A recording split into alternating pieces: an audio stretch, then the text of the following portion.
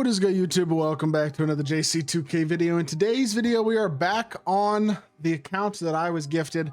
Watch the video that I made either earlier today or yesterday. I don't know when I'm releasing this video, but the video released Sunday explaining this account. It'll already be on the channel. If you haven't seen it already, I was blessed with an account from a guy who has spent a lot of money this year and has a pretty insane account, but is traveling abroad for all summer, will not be on the game at all anymore, and is letting me have the account for the year for content. And yesterday, or earlier today when y'all saw that video, I had 6.3 million MT on this account when I was first gifted it. Well, we are down to 3.88. And why is that?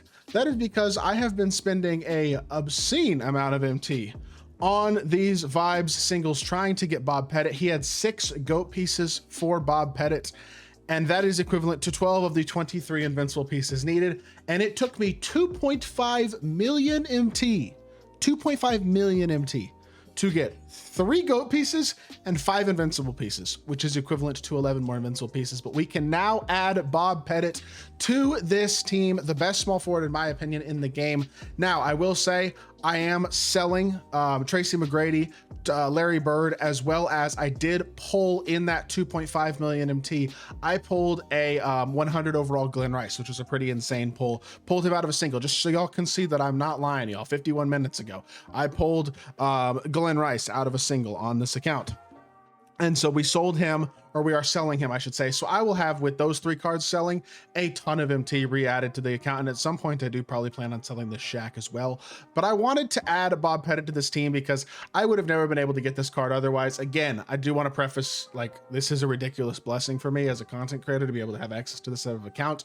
Getting a card like Bob Pettit on an account that is, I guess, kind of mine now is pretty wild. But we have added him to the team. He is the new starting small forward, and the team is looking absolutely insane. A lot more MT still to come in, but we are going to be taking this squad online and making their first debut. Pettit with 12 legend badges, already absolutely ridiculous. I do need to make sure I go add a shoe to him to give him satellite or chef, so I'm going to do that as well before we actually hop into the game. But this account is only in tier 7 of Showdown, so we have a ways to go to grow about the Showdown ladder as the season progresses. But we're gonna take this game into Showdown, or this team into Showdown, and do our first debut with them in this video. So if y'all are excited for this one, like I am excited for it, make sure to hit that like button and subscribe. And without further ado, let's hop into a Showdown game and let's get ourselves our first win on this new account. Good board by Yao. I just looked down and realized I wasn't recording, which means y'all missed the first game, which is a shame because I got to quit like a possession and a half into the game. But I guess we won't be able to show that, so that's okay. Either way, we will be able to show this one. Our first bucket with the new team on video is going to be a 3-pointer from Nikola Jokic. The fact that he is PG eligible is just absolutely wild. Our opponent here doesn't have that bad of a team, to be totally honest. I mean, 100 overall Shai Gilgeous-Alexander, 100 overall Tim Duncan, invincible Paul George, and Dark Matter. Tim Thomas is not what I would consider a bad squad at all. Unfortunately for him, he has Dark Matter Jokic at the 5 for 1, which is not a great card. But additionally, I just don't think his team can compete with a squad that is as good as ours. Really excited to have this Bob Pettit card, especially. I got to be honest with y'all. This is a card that, like, with how great Glenn Rice was last year, he's got that same Patty Mills based Colin Sexton upper that Glenn Rice had last year. He's basically the small forward equivalent of Glenn Rice, and he's a card that I cannot wait to have an absolute blast with. Not to mention, again, every single Hall of Fame badge and 12 legend badges and being a great defender and stuff like that as well. But it is the offensive end of the court where I am really excited to use this card. Stop and pop, peak, and green. Bob Pettit, first jumper of the game, is a lightly, because why would it not be? He knocks it down, and Bob Pettit gives us a 10-4 lead. It's going to be funny to see how this team affects my winning, because a team like this is pretty darn pay to win. I don't think, and again, I don't think I'm the best, but I don't think very many good quality players have a team like this to use. And so I think it's going to create a lot of lot of tough mismatches, I should say, for my opponents. I would say to play against a team like this. So good defense here. Step up. Let's stay in front. Let's move laterally. Beautiful. Watch that jab step. That's fine. We'll play low here. Wall this up with Wilt. Wilt's going to chase and contest. And again, we have just unbelievable switchability. The depth of this team is insane as well, to where, yeah, you might have a starting lineup that can kind of compete, but do you have a bench that can kind of compete too? Probably not. Like, I just feel bad for people who are going to be trying to compete with a team like this. The only card here that I think is regular at all is Kawhi, and even he is not regular. He's just a little closer to regular compared to the rest of these park releases and park animations and stuff. He at least has no Garland dribble style and his own jump shot and his own fade and stuff, so he's not quite as cracked. But in general, this team is just insane, and I legitimately feel bad for people who are gonna have to play against this, especially in lower tier Showdown. Once you get into higher tier Showdown, you start playing against more teams that are kind of like this, or also very much more higher quality players as well.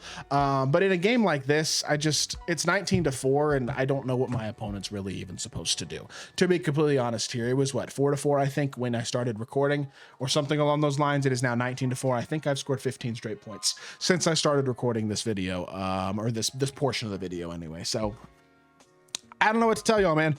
This card is this team is insane, and it is kind of a blast to have access to it now. So definitely gonna be playing more just off of having access to a team like this, I would say. And so that will mean more streams, which also means we're gonna get to tier 1 Showdown. We'll be playing more Showdown games this season.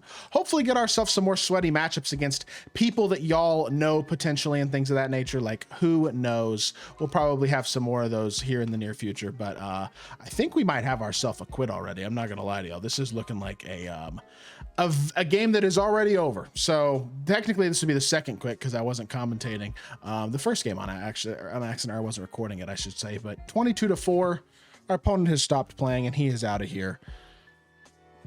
I guess we hop into one more game and see if we get a more competitive matchup.